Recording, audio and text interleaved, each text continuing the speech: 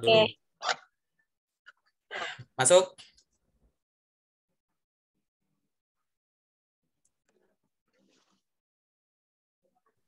Udah ya, udah di-admit ya. Oke. Jadi aku langsung bahas ke CV ya, gitu. Buat teman-teman dan lain-lain juga, siapapun yang nonton ini, kamu juga gitu ya. Terkait dengan CV-mu ini, aku bisa bilang bahwa kamu sudah paham cara nulis CV. Oke? Kamu sudah paham cara nulis CV. Nah, tugasku di sini adalah, ayo, aku hanya jagain biar kamu nggak buru-buru dan harus lebih teliti. Oke? Kalau mau nonton CV itu harus kayak bagaimana, isinya ada apa, nanti kamu bisa nonton video yang lain. Tapi dari sini, aku cukup bahas 3 poin utamanya, gitu ya nih ya. Poin pertama adalah CV-mu ini isinya banyak sekali teks. Ya, aku gini ini ya kan ada kelihatan kan ya. Kayak gini kan kelihatan ya, gitu. Kalau gini Ya, kan Pak. nggak kelihatan. Nah, gitu ada teksnya banyak ya, gitu. Nah, kalau teksnya Ya. banyak, berhati-hatilah pada 2 hal. Yang pertama typo, oke? Typo, yang kedua Ya. inkonsistensi penulisan, tidak konsistenan penulisan. Nah, masalah utama kamu ada di typo. Coba lihat pengalaman organisasi yang paling bawah. Dibaca aja deh. Diliatin. Kamu sambil buka CV nggak di situ? Ada yang kamu typo nggak? Saya cek dulu, Pak. Boleh. Santai, santai aja pokoknya santai. Aku juga sambil ngopi kok di sini nih. Kopi, Oreo. Ya, Pak, lanjut. Ada ya typo ya? Jangan lanjut aja. Ketemu belum typonya? Itu apa? Kata pertamanya apa?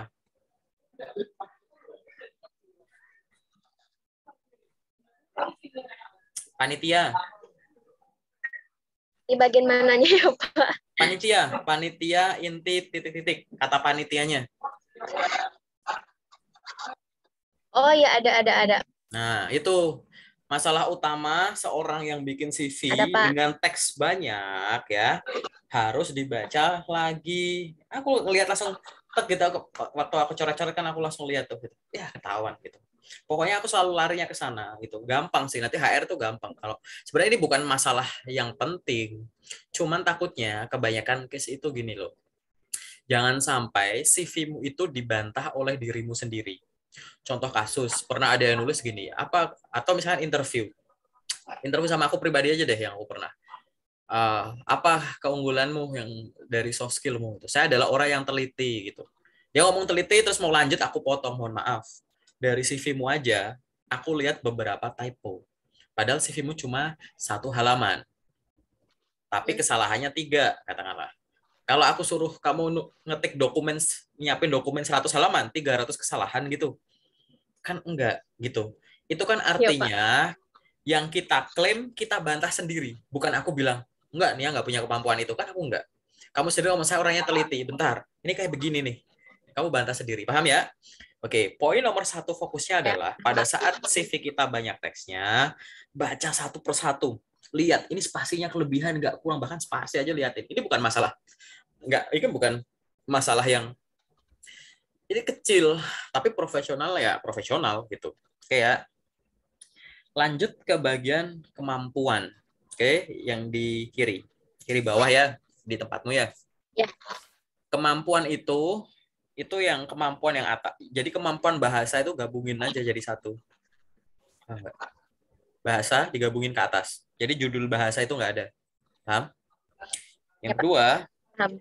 kemampuan kamu ini ya, menurutku udah bagus. Jadi banyak banyak teknisnya ya, technical skillnya bisa dibilang hampir semua, cuma satu doang yang enggak. Nah, paling nanti kalau ada lagi gitu ya, itu kemampuan yang bisa kamu masukin. Jadi misal gini, kemampuan itu diekstrak, aku tahu kamu udah paham, aku cerita lagi aja. Kemampuan diekstrak dari pengalaman yang udah kamu lakuin. Kamu pernah kerja jadi ini, akhirnya jadi pinter ngapain gitu loh. Pernah sekolah ini, belajar ini, akhirnya pinter jadi ngapain gitu. Ini yang kamu masukin udah bener semua, tapi aku mikir itu kan kalau misalkan bahasa ditambah ke atas kan jadi ada kosong dikit tuh.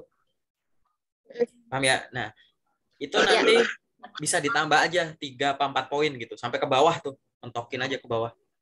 Karena aku ngelihat di sini kan kamu pernah ada kemampuan ini. Kan masing-masing job deskmu ini kan panjang nih gitu. Gitu. Maksudku yang kamu pernah jadi pengisi suara, sorry ini aku sebut aja. Kemampuan teknisnya apa gitu? Bukankah itu kemampuan teknis tuh? Gitu. Jadi pengisi suara. Iya, contoh aja gitu. Dubbing itu bukannya kemampuan teknis ya gitu. Iya, Pak. Contoh gitu. Kamu pernah mengedit naskah, menulis ini itu, Berita. menulis Ya, berita ini itu bukankah itu ini kemampuan teknis gitu. Pernah ya, writer. ada ya alat namanya teleprompter ya? Ada? Itu Jadi alat ya? emangnya nggak apa-apa, Pak. Misalkan saya kan itu kan kegiatannya magang, bukan kemampuan ahli khusus saya seperti itu, tapi nggak apa-apa dimasukin kemampuan, Pak. Ya nggak apa-apa. Emang kamu ada kemampuan yang lain yang hubungannya sama kerja? Kan nggak ada. Enggak, jadi tuh saya tuh suka mikir gini, Pak. Saya ini kan cuma kegiatan magang dan ini pun juga dibantu sama produser gitu pengeditannya gitu. Jadi saya tuh belum kemampuan asli saya di situ banget gitu, Pak. Jadi makanya saya takut masukin ke situ ke kemampuannya. Pede nggak kamu bisa? Ini kamu udah lulus nih. Kalau kamu ketemu alatnya lagi bisa nggak? Walaupun Bisa. hasilnya belum bagus, ya udah masukin aja gitu. Ya.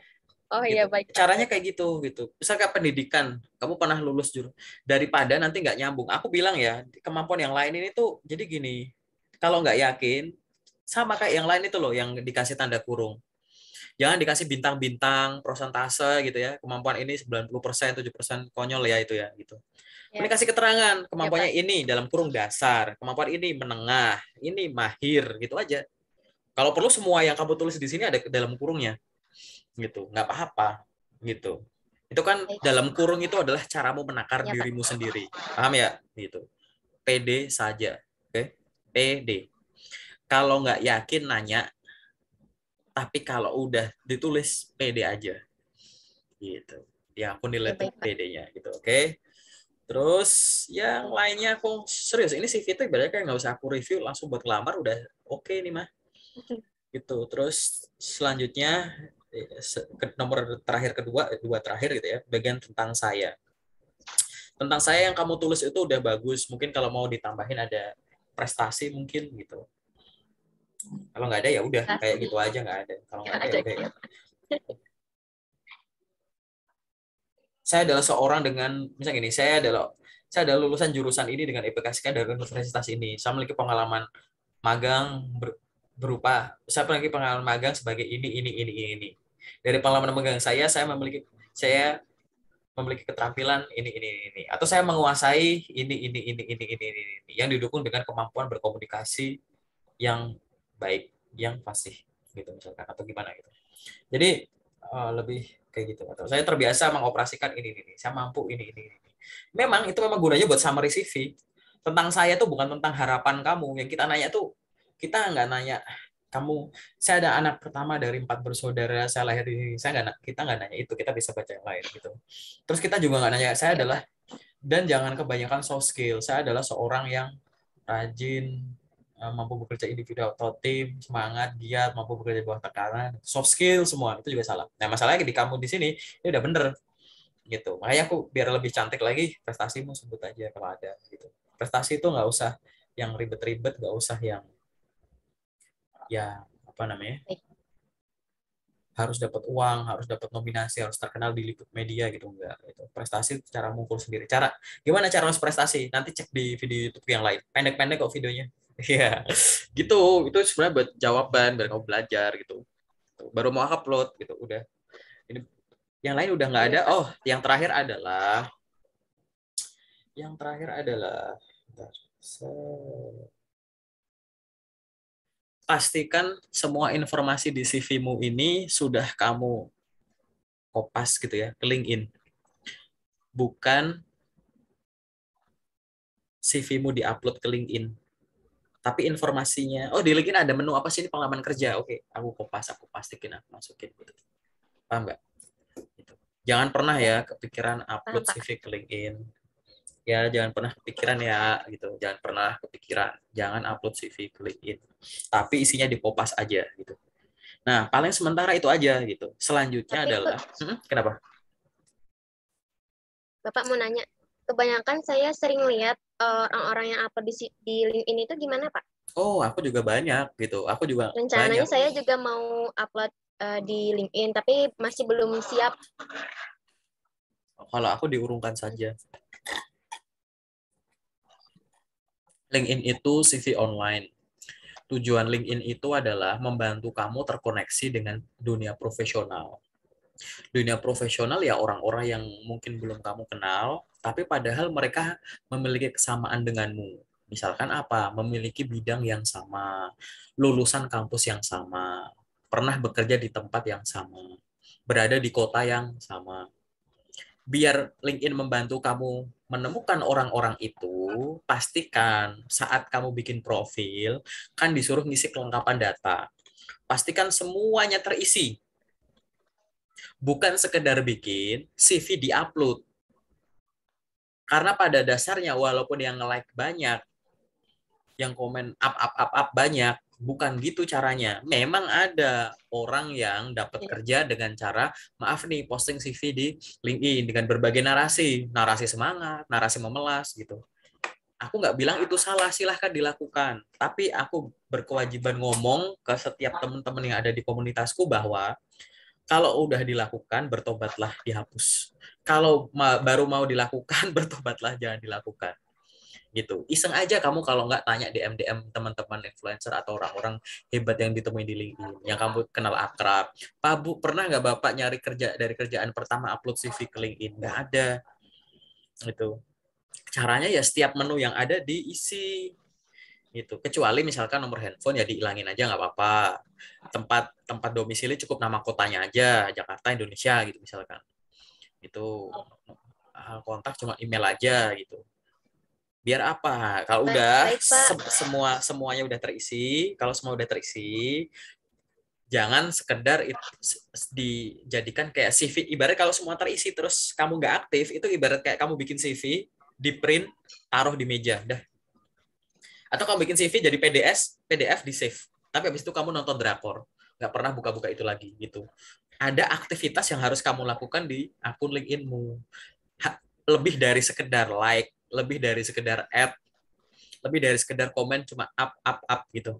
Kamu punya pengalaman magang, punya pengalaman organisasi, kamu di kehidupan pasti ada keresahan terkait aku ngeliat fenomena ini kok miris ya, aku ngeliat fenomena ini kok semangat ya, aku kok gini ya, terus kasih opinimu, atau kamu pengen berbagi kepada sesama ilmu sesuatu yang kamu tahu, bikin postingan yang rutin gitu. Karena CV-mu itu mengizinkan orang untuk ngelihat, ada LinkedIn, kepoin gitu kan. Habis lihat di LinkedIn ya, wih bagus ya aktivitasnya gitu. Dia bisa berkomunikasi dengan baik, bersosialisasi dengan baik dengan banyak orang gitu. Berarti dunia nyata pasti bisa dong. Dia udah bisa komunikasi digital, harusnya untuk belajar komunikasi dunia nyata nggak susah gitu. Ya. Itu sih caranya gitu sih nih. Apalagi yang masih kamu bingungin deh? Atau yang masih pro kontra? Aku nggak bilang Ya, jawabanku Pak. selalu benar. Tolong sambil Ya. browsing, sambil tanya orang yang lain. Kalau aku mungkin butuh koreksi, koreksi saja. Karena ini kan kita sesi sharing santai. Wadah brandnya ditutup Ya, Pak, hewan. sama ini, Pak, mau mau nanya, Pak.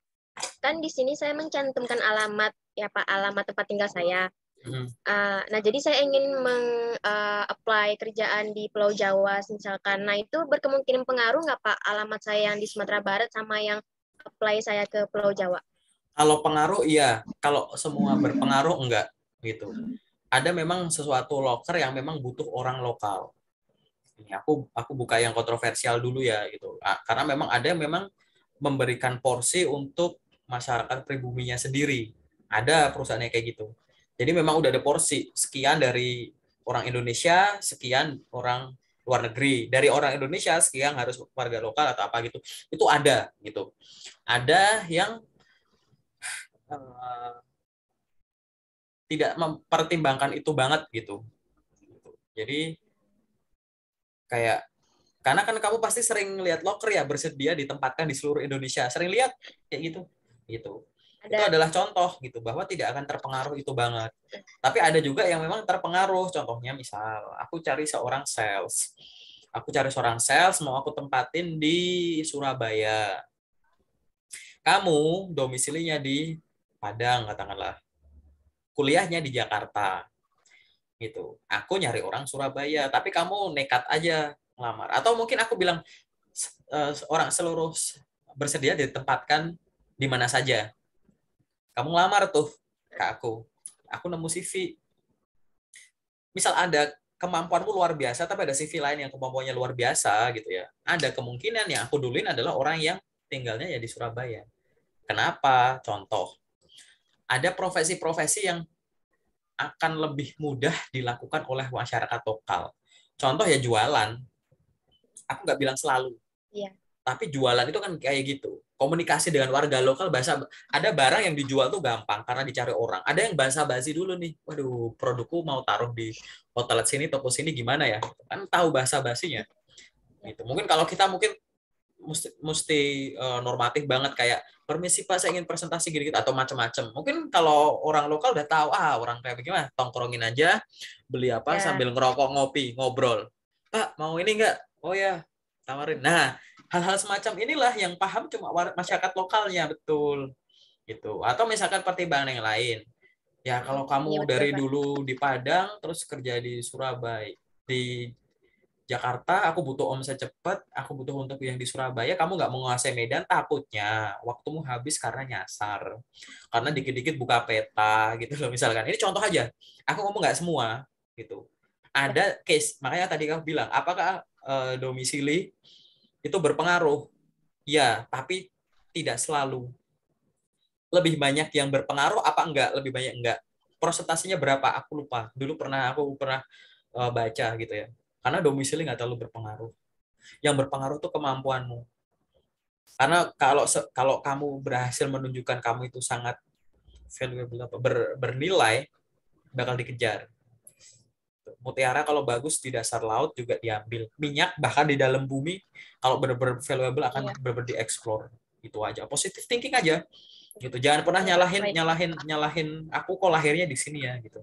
No, itu nggak terlalu ngaruh itu. Serius, fokus saja sama sama kemampuanmu yang lain gitu, karena kelebihan kamu banyak itu buktinya nulis CV bener kok gitu. Ibaratnya contoh nih simpelnya deh, ini nggak usah aku review, nggak usah aku atik, kamu pakai buat lamar itu sebenarnya nggak apa-apa. Masalah utama kamu bukan di CV, dan CV itu cuma presentasinya nggak gede kok gitu, bukan aku ngeremehin ya, tapi mendapatkan kerja tuh CV itu porsinya tuh nggak gede gitu, dan proses rekrutmen untungnya itu fleksibel, jadi nggak sesuatu yang kaku gitu loh. Rekrutmen tuh bukan sesuatu yang kaku. Orang kalau kamu orang udah kenal kamu siapa, nggak usah bikin CV mah jadi gitu. Gitu. Karena rezeki kan bisa lewat jalan. Ini kan ikhtiar ya, jalan yang disangka ya gitu. Kali aja kamu udah Ya. lamar setengah Ya. mati, mungkin belum ada yang cocok di hati, lagi duduk langsung ada yang nawarin. Oh ya gitu. Kita nggak ada yang tahu gitu. Yang porsi kita itu nggak usah mikirin rezekinya kan. Kita Ya Pak. fokusnya lebih ke positive thinking, lakuin segera gitu. Nggak usah ngebaperin namanya di ghosting. Aduh aku udah ngelamar Ya nggak Pak. ada Baik. kabar ya, kok nggak ada kabar ya gitu. Nggak usah gitu. Ada lowongan segera dilamar, selesai ya, atau ada tes dilakukan dengan baik, selesai, udah skip, next next next next gitu. Harus itu kayak begitu. Oh, Ya. nanti Baik Pak. karena gini, kalau harimu padat, kamu akan lupa cara untuk mengeluh. Oh kamu pede? Ya aku belum ada waktu nih buat Ya khawatir nih. betul. Aku lagi sibuk nih buat ngomong. Ya Aku ya. belum ada waktu buat khawatir gitu. Gitu. Ya Pak. Baik. Satu lagi Pak. Boleh, banyak juga nggak apa-apa kok, gratis. Ini hadiahnya Eh, piring masih ada. Kenapa? ya Pak. Jadi kan semisal nih saya mendaftar ke beberapa perusahaan dengan posisi yang berbeda-beda. Nah, itu untuk menyesuaikan kualifikasinya saya harus ganti lagi gitu ya Pak, terkait dengan kemampuan atau apa gitu yang bisa menyesuaikan kualifikasi dari perusahaan. Jadi gini loh, kalau kamu cari referensi gitu ya, banyak yang bilang bahwa lo training kemampuan yang Halo Pak? ditulis ya, halo, kedengeran nggak? Halo, ya halo, sinyalmu ya yang jelek kayaknya barusan. Suaramu hilang, Ya Pak. udah dengar? Ya, Oke, ya oke, dengar Pak. aku lanjut ya. Oke. Jadi banyak orang yang ngomong bahwa kemampuan itu yang ditulis harus yang relevan, atau pengalaman yang ditulis adalah yang relevan dengan lowongan yang ada, betul? Betul ya, Betul. gitu. Itu benar gitu. Dan itu akan sangat mudah dilakukan untuk sebagai seorang profesional, orang yang punya pengalaman kerja atau seorang fresh grad yang aktivitinya tuh banyak. Nah, kita harus introspeksi dulu. Kita itu sejauh ini pengalaman kita banyak nggak gitu. Karena idealnya, ingat ya, kondisi ideal, kalau nggak sesuai, itu di switch. Ini dihilangin, diisi yang lain. Nah, kebanyakan orang ini dihilangin, nggak diisi. Akhirnya CV-nya banyak halaman yang kosong. Nah, karena banyak halaman yang kosong, nggak tahu mau diganti apa, diisi kata-kata yang buat menu-menuin. Padahal kalau dibaca, ini buat apa ditulis gitu. Gitu. Sehingga, apakah benar ya jawaban paling ideal seperti itu? Yang nggak relevan disingkirin dulu, karena biar fokus ke arah sana. Kamu mau pamer gitu ya. Kalau kamu pengen jadi pemain basket ya, tunjukin kemampuan larimu, kemampuan dribblemu, kemampuan shootmu, kemampuan berenang nanti dulu gitu. Kayak gitu ya, paham ya gitu. Cuman masalahnya itu Ya, Pak. tadi Ya, ada yang bisa untuk menggantikan enggak gitu. Kalau memang tidak ada yang bisa untuk menggantikan atau kalau diganti itu malah nggak ada yang buat misi gitu ya. Ya tulis aja yang kamu punya, tapi ditambah dengan hal-hal yang kamu pelajari apa untuk meningkatkan atau mengisi dalam tanda kutip kekuranganmu yang kamu sadari gitu. Jadi kita nggak jadi ngelihat adalah oh anak ini tuh memang nggak ada kemampuannya terkait dengan hal yang dilamar gitu kan. Tapi dia udah ada inisiatif nih, sekarang dia lagi sibuk ikut training ini, ikut ini gitu. Resourceful gitu. Sehingga gitu ya, itu bisa jadi pertimbangan gitu. Tapi jawaban utamanya tadi ya gitu. Kalau bisa ya diganti-ganti nggak apa-apa. Macam-macam kok. Kalau kamu bisa replace gitu bagus. Tapi kalau itu makan waktu atau macam-macam bahkan atau malah kamu mengeluarkan ya, tapi nggak ada yang bisa diganti, terus malah jadi dalam tanda kutip malah membual nih gitu ya. Kemudian nggak usah diganti, diisi kemampuan yang kan sambil wisuda sambil ngelamar kan kamu juga training ini itu misalkan pelatihan ini itu atau belajar ini itu atau usaha ini itu masukin aja. Jangan ngomong wah ini cuma usaha kecil-kecilan, usaha sampingan, lakuin aja gitu. Itu malah bikin kamu oh kamu ya punya baik, Pak. inisiatif kayak gitu. Paham ya? Gitu. Ya, baik, Pak. Agak. Terima kasih Apalagi ya, Pak. ya apalagi yang masih bingung. Kalau nggak ada, karena kamu aku lihat nggak ada masalah dengan CV, paling nanti aku coba intip-intip LinkedIn-mu dulu ya, intip-intip LinkedIn-mu, terus nanti yang bisa diupdate apa, paling next kalau mau latihan interview aja sih gitu. Ya, Pak, itu sih yang penting banget. Soalnya saya tuh kalau ketemu sama orang tuh masih gugup gitu, Pak. Ya, kelihatan dari cara kamu ngomong sama aku dari tadi nggak ngeliatin ke arah sini, sana kamera aku ngeliatin ke arah kamu terus dari tadi gitu. Eh, Ya nggak masalah gitu, itu nggak masalah proses gitu. Aku dulu lebih parah dari kamu, dari kalian semua kayak gitu serius gitu. Tapi aku kebetulan Pak. belajar gitu. Nah kamu juga harus kebetulan belajar gitu. Yang penting tuh semangat, positive thinking, jangan jangan ngeluh, dan yang utama jangan jenuh gitu. Ada kalimat ultimate-nya gini. Ya, Pak. Kalau Baik. nanti kalau ada pembahasan terkait sekarang lagi terkenal ghosting ya gitu.